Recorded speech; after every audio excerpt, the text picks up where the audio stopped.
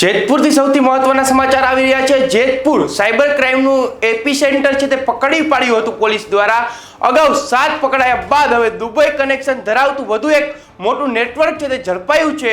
Jetpur city પોલીસની મોટી strike છે તે જોવા મળી છે। 94.89 લાખનું ફ્રોડમાં વધુ 10 શખ્સો સામે છે તે ગુનો નોંધાયા છે। ડમી એકાઉન્ટના કૌભાંડમાં જેતપુરના યુવાનોનો દુરુપયોગ કરી 1% કમિશનની લાલચે જેતપુરથી દુબઈ સુધીના તાર જોડાયા છે। જેતપુર સાયબર ક્રાઇમનું એપિસેન્ટર અગાઉ 7 પકડાયા બાદ હવે મુંબઈ કનેક્શન ધરાવતું વધુ એક મોટું નેટવર્ક ઝડપાયું। જેતપુર સિટી પોલીસની મોટી સ્ટ્રાઇક 94.89 લાખના ફ્રોડમાં વધુ 10 શખ્સો સામે ગુનો નોંધાયો। ડમી એકાઉન્ટના કૌભાંડમાં જેતપુરના યુવાનોનો દુરુપયોગ 1% કમિશનની લાલચે જેતપુરથી દુબઈ સુધીના તાર જોડાયા। જેતપુર પંથક જાણે સાયબર ગઠિયાઓ માટે સોફ્ટ ટાર્ગેટ બની ગયો હોય તેમ લાગી રહ્યું છે। થોડા સમય પહેલા જેતપુર પોલીસે સાયબર ફ્રોડના એક કૌભાંડમાં 7 શખ્સોને ઝડપી પાડ્યા હતા। ત્યાં જ આજે જેતપુર સિટી પોલીસે ₹94,89,077 જંગી સાયબર ફ્રોડ કૌભાંડમાં વધુ 10 શખ્સો સામે ગુનો નોંધી કાયદેસરની કાર્યવાહી હાથ ધરી છે। આ વખતે કૌભાંડના તાર છેક દુબઈ સુધી પહોંચ્યા છે અને પોલીસે 9 જેટલા આરોપીની ધરપકડ કરી છે। પોલીસ તપાસમાં ચોંકાવનારો ખુલાસો થયો છે કે રેકેટનો મુખ્ય સૂત્રધાર રાહુલ પટેલ છે, જે મૂળ અમરેલીના વાવડીનો વતની છે અને હાલ દુબઈમાં રહે છે। રાહુલ પટેલે જૂનાગઢના હર્ષદ દેસાઈ મારફતે જેતપુરના લોકલ એજન્ટો કેવલ સીતાપરા અને પાર્થિવ ગોવાણીનો સંપર્ક કર્યો હતો। આ એજન્ટો જેતપુરના મજૂરી કામ કરતા કે સામાન્ય નોકરી કરતા યુવાનોને ટાર્ગેટ કરતા હતા। તમારા ખાતામાં પૈસા આવશે અને તમને 1% કમિશન મળશે તેવી લાલચ આપી તેમના નામે union bank, SBI, bank of Baroda જેવા બેંકમાં ખાતા ખોલાવવામાં આવતા। સાયબર ફ્રોડના નાણાં આ ખાતામાં જમા થતા જે રોકડા ઉપાડી આંગણિયા મારફતે મુખ્ય આરોપી સુધી પહોંચાડવામાં આવતા। જેતપુર સિટી પોલીસે આ પ્રકરણમાં નીચે મુજબના 10 શખ્સો સામે BNSની કલમો હેઠળ ગુનો નોંધ્યો છે। દીપસાન જયંતિભાઈ ગોહિલ, વરુણ કાનાભાઈ લુણી, ઉમેશ રવજીભાઈ બોજૈયા, પ્રકાશ મગનભાઈ રાઠોડ, સાહિલ કાંજીભાઈ જાડેજા, પ્રદીપ ભરતભાઈ બાયલ, પાર્થિવ કિશોરભાઈ ગોવાણી, એજન્ટ કેવલ જયંતિભાઈ સીતાપરા, મુખ્ય agent Harshad Hemrajbhai Desai, Dubai link Rahul Patel, master mind.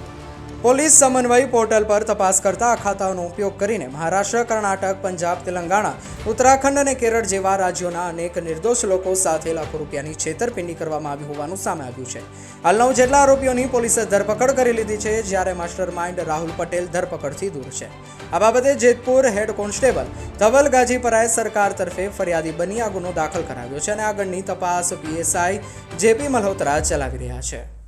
Bharat સરકારના Indian cyber crime coordination centre તરફથી મળેલી માહિતી આધારે જેતપુર સિટી પોલીસ સ્ટેશન દ્વારા યુલ બેંક એકાઉન્ટ અંગે તપાસ શરૂ કરવામાં આવી હતી।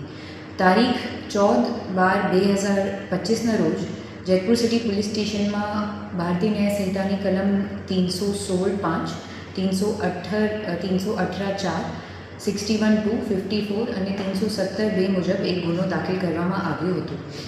આ ગુનાની તપાસ કરતાં આ જોવામાં આવ્યું કે દુબઈથી સંચાલિત આ એક સાયબર ફ્રોડ રેકેટ છે, જેમાં ફોરેક્સ ટ્રેડિંગ અને ક્રિપ્ટોકરન્સી મારફતે ભારતના અલગ અલગ બેંક એકાઉન્ટ ખાતાઓને નાણાં મોકલી મની લોન્ડરિંગ કરવામાં આવતું હતું। આ કેસમાં 10 આરોપીઓની ઓળખ થઈ છે, જેમાં 6 આરોપીઓ એકાઉન્ટ ધારકો છે, જેમાં દીપસન જયંતિભાઈ ગોહિલ, વરુણ કાનાભાઈ લુણી, ઉમેશ રવજીભાઈ બોજૈયા, પ્રકાશ મગનભાઈ રાઠોડ, સાહિલ કાંજીભાઈ જાડેજા અને પ્રદીપ ભરતભાઈ બાયલા છે, જેને એના 3 એજન્ટો જેનું નામ છે પાર્થિવ કિશોરભાઈ ગોવાણી, કેવલ જયંતિભાઈ સીતાપરા અને હર્ષદ દેવરાજભાઈ દેસાઈ, એ લોકોને એને આર્થિક લાભનું લાલચ આપીને અને એમના નામથી નવા બેંક એકાઉન્ટ શરૂ કરાવ્યા। અને આ 6 એકાઉન્ટ ધારકોનું આ કામ હતું કે આ એકાઉન્ટમાંથી આ જો નાણાં છે આ વિડ્રો કરીને આ 3 એજન્ટોને આપતા હતા અને પછી આ એજન્ટ્સ દુબઈમાં બેસેલા મુખ્ય આરોપી જે રિંગ લીડર છે, જેનું નામ છે રાહુલ પટેલ, મૂળ રહેવાસી જિલ્લા અમરેલી અને હાલ દુબઈ રહે છે, એને આપતા હતા। એવી રીતે કુલ રૂપિયા આશરે 95 લાખ જેટલી નો સાયબર ફ્રોડ એ લોકો દ્વારા કરવામાં આવે છે।